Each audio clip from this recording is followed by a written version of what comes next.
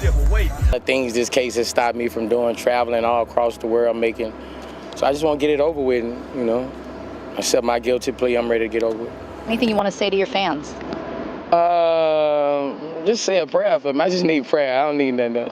Charleston White was celebrating you taking the plea deal. I think he even said he hopes you die in jail and stuff like that. Yeah, I heard. The biggest thing right now was that you actually accepted a plea deal for your federal gun case. Yeah. Now, how long have you been like fighting this thing from the very, very beginning? I've been fighting for probably 3 years now, probably. 3 years.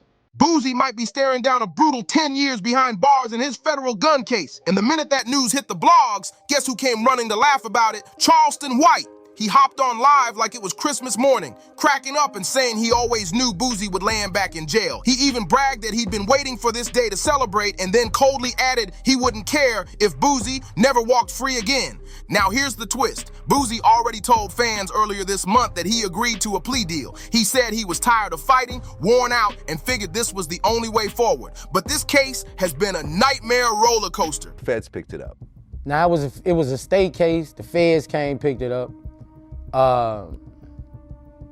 They had a ruling in the Supreme Court that went in my favor, and the case got dropped by the judge. The case got dropped. It was dismissed once back in 2023, and everyone thought he was finally free to get back to his music and family. But the feds doubled back harder in 2024, hit him with a new indictment, and now the sentence could stretch past a whole decade. So while Boosie is out here posting emotional notes about trusting God and feeling drained by the fight, Charleston White is on live acting like he just popped champagne at his own birthday party. For years, Boosie's legal battles have dragged through the headlines, but this gun charge... Gonna go to trial with it from the dump, actually, but I feel like this the right move for me. You know, I trust in God, but... Being a felon caught with a firearm might be the one that finally locks him down for real. The feds came back swinging, re-indicting Boosie on the same exact charge like, nice try, but we're still coming for you. That's when Boosie finally broke down and copped to a plea deal. He even went on X and admitted, I thought this case was over and I was gonna get on with my life, but God don't make mistakes and I'm tired of fighting. For Boosie, this wasn't just another set. Going to jail! Oh, God! Oh, God is good. I keep telling y'all, street ain't got no God. God do not look after street. Boosie really thought he wasn't going to jail for that pistol. I knew he was going. He going to jail. All that newborn baby. Boosie won't get to see that newborn baby till that baby be walking and talking.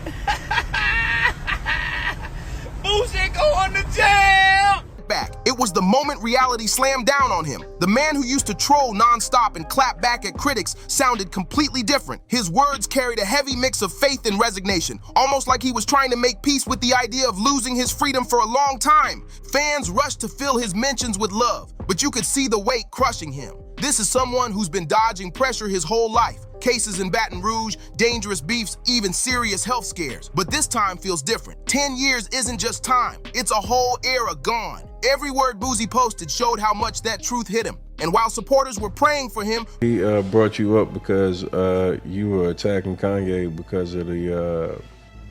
Nah, it's Kanye West, it just happened. Nigga been coming at me.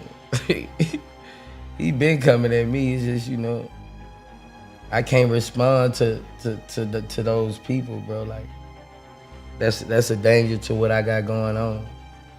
You can't take no risk of losing this behind, you know. Charleston White was out there doing the complete opposite. He hopped on live with the biggest grin, bragging like he called it from the start. Charleston swore he never believed Boosie would slip past this charge, and now that it's locked in, he's thrilled to rub salt right into the wound. Charleston even went so far as to say he hopes Boosie dies behind bars, which is insane, even by his standards. But then again, this is the same man who built his whole career on being the loudest troll in hip-hop. The timing made it sting even worse. Boosie hadn't even had a moment to process his sentencing before Charleston turned it into a live comedy roast. I ain't really got no opinion on him because, you know, my opinion can send me to prison.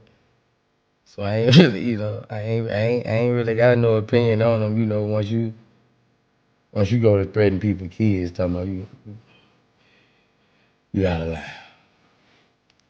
So, you know, I ain't the one gonna do all that. I ain't gonna do all that, you know what I'm saying? It's just, hey, you know, certain people you can't really express opinions on, and he one of those. You can't express how you feel because you might end up in prison, and I ain't getting tricked out the streets. Now, Charleston trolling is nothing new, but his fixation on Boosie feels personal. Anytime Boosie catches a case, Charleston pops up instantly like he's been waiting for it. That's why fans keep asking, why does Charleston hate Boosie this much? This isn't just random internet noise, this is history, and their beef has been cooking for years. It all traces back to late 2022, when Kanye West had the world buzzing with that White Lives Matter shirt. Boosie clapped back saying, yeah, it was disrespecting black people, and honestly, most folks sided with him. But Charleston, he jumped online blasting Boosie just for speaking on Yee. From there, things went completely left. For Boosie, you done got too much. You done let these niggas play you too motherfuckers. This internet dumb and bitch. Say what Lil Tootie gonna do now? What Lil Tootie say? Listen, Vlad TV. Vlad post everybody going to jail but Boosie. Somebody tag Vlad TV. Instead of only coming at Boosie, Charleston dragged his son Tootie Raw into it and even threw shots at T.I.'s son King Harris. He called them ugly, said they couldn't fight, and even claimed they'd end up in jail one day. That's when people realized Charleston wasn't just a troll. He was ready to go as low as possible, even targeting kids just to stab at their parents. What shocked people most was how calm Boosie kept it. Instead of snapping, I can't respond to that because once I see a man go up there and say he gonna put your in prison, even if you threaten him or say something about him and he's got facts to where he's put people in prison, I can't take a chance of getting involved with that. Well, listen, I don't want anything to happen. He's like, I'm gonna call. I seen him on some shit. He gonna call somebody. Oh yeah, no. He calls people. He gets people arrested for threats and stuff like that. But I'm not threatening. Back the way everyone expected, he played it safe. In an interview with Tony the Closer, he explained that talking too reckless could land him behind bars, especially once somebody drags kids into the mix. So rather than unleashing, Boosie held back and kept his response measured. That interview made it clear Boosie wasn't scared of Charleston. He just knew Charleston was the type to bait him into saying something that could cost him his freedom. On the surface, he stayed cool, but you could feel the tension building underneath. By early 2023, things had boiled over. Charleston was already trolling T.I. over that infamous paperwork party when Boosie's son Tootie decided to clap back, calling Charleston old, messy, and even telling him to go die. But Charleston, being Charleston, took it in jail, waiting for the FBI to send me the right kind of number. Cause I'm finna make a report on your motherfucking people. And you make the man call your name specifically. The promoter specifically said your motherfucking name, Lil Boosie. He implemented you and implicated you. Finna go to jail, back to jail. You gonna be on your knees, but them knees gonna be bleeding again. 10 levels further, he jumped on live and said, I hope your daddy died from that diabetes. I hope they don't send the insulin over here 1 month. Who even says that? He basically wished death on Boosie just to cut deep at his son. And then, when Tootie actually got arrested later that same month on gun charges, Charleston popped up immediately. I trust in God, man. This crazy. Claiming credit, bragging like he orchestrated the whole thing. Charleston White straight up bragged about calling the police. He claimed he sent in pictures, tipped off the Department of Public Safety, and even accused the cops of already watching Tootie, saying Boosie was a 6-time convicted murderer who used kids to do his dirty work. That's the moment this beef crossed the line. It wasn't trolling anymore, it was real-life damage. Not even 3 months later, Boosie himself got snatched up in San Diego after a court hearing, and Charleston wasted no time clowning him. He hopped on Instagram Live saying this was God's plan, even comparing Boosie to Daniel in the lion's den, like prison was some test from above. Charleston twisted Boosie's arrest into a whole sermon, turning his pain into what sounded like divine punishment. Fans couldn't even... Street kid.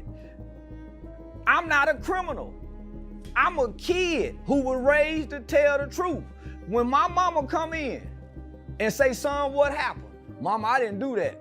I got to pay for a lawyer. I got 2 lawyers, Carl Mallory and Louis Stearns. Louis Stearns became Judge Stearns, Judge Louis Stearns. But nigga, I had 2 paid for lawyers. My mama is a well-to-do mama. I'm just playing, I ain't playing. I'm an adolescent going through an adolescent stage of rebelliousness. I ain't no street. Hell yeah, I'm gonna tell on you. I've been telling since I was a little bitty boy. tell if he was serious or trolling, but either way, it was beyond disrespectful. Months later, Boosie finally broke his silence on Vlad TV. He admitted he didn't even want Vlad to give Charleston a platform after all the wild things he said about Tootie. The hammer back on the gun.